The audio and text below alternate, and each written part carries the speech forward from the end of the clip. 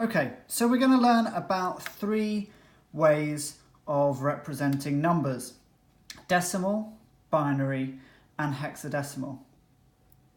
Now, decimal is the number system you'll be most familiar with. It allows us to represent numbers like 4, 11, 39, 236, or even 1,256,109.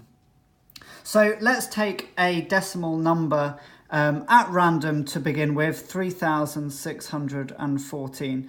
And the reason we're looking at decimal numbers first, even though you're probably already familiar with them, is we need to understand how they work before we can possibly understand how numbers expressed in binary or hexadecimal work.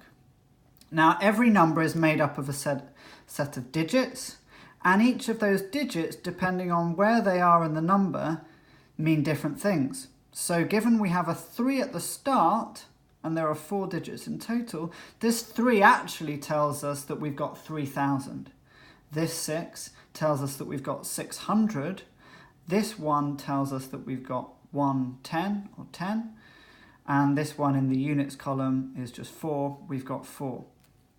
And let's write that down. Let's add those place values. We've got the units column, or 1, the tens column, 10, the hundreds column, we've got 100, and then the 1,000 column, so we write in 1,000. Now, these numbers, you'll notice a pattern. They're going up by 10 times each time. Each time they're times by 10. 10 times 10 is 100, times 10 again is 1,000. So these are what we call going up in powers of 10. 10 to the power of 1. 10 squared, or 10 times 10, which is 100. And then 10 cubed, 10 times 10 times 10. And then this one at the front is actually 10 to the power of 0. You may have come across this in maths. Any number to the power of 0 will always give you 1. So what we have here is we have 3 lots of 1,000, 3,000, 6 lots of 100, 600, 1 lot of 10, 10, and 4 lots of 1 is just 4. 3,614, which is our way in English of saying 10 and then a 4. So this number, this decimal number, is called being in base 10.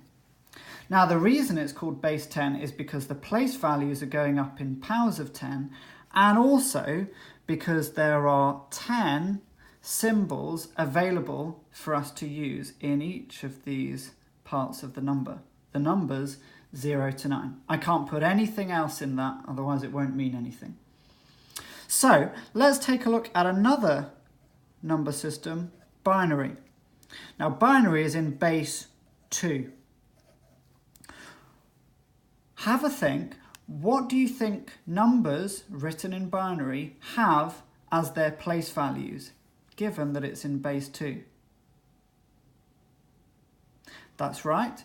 Just how for decimal, being in base 10, the place values were going up in powers of 10. For binary, being in base 2, the place values go up in powers of 2. 2 squared, 2 cubed, 2 to the power of 4, etc. And we can write those on. 2 to the power of 0 is 1, 2 to the power of 1 is 2, 2 squared is 4, and so on and so forth. Now, we also know how many symbols we're able to use. It's in base 2, so we only have 2 symbols to use. And those are the symbols 0 and 1. So we can now fill in each of these columns to give us just a random binary number using those symbols, 0s and 1. And depending on where those 0s and 1s are, mean different things depending on those place values. And we're going to look at that in a later subtopic. Let's move on to hexadecimal. Hexadecimal is in base 16. So we know the powers of each of the place values are going up in powers of 16. 16 to the power of 0, Make that clearer for you. 16 to the power of 1, 16 squared, and so on and so forth. So that's 1, 16, 256. And we could carry on. How many symbols do you think we have access to when writing hexadecimal numbers, given it's in base 16? That's right, 16 different symbols. Now, unfortunately, we've run out of digits. We've only got 10 available to us in the numbers 0 to 9. So actually, to fill in the last 6, we use the letters A to F.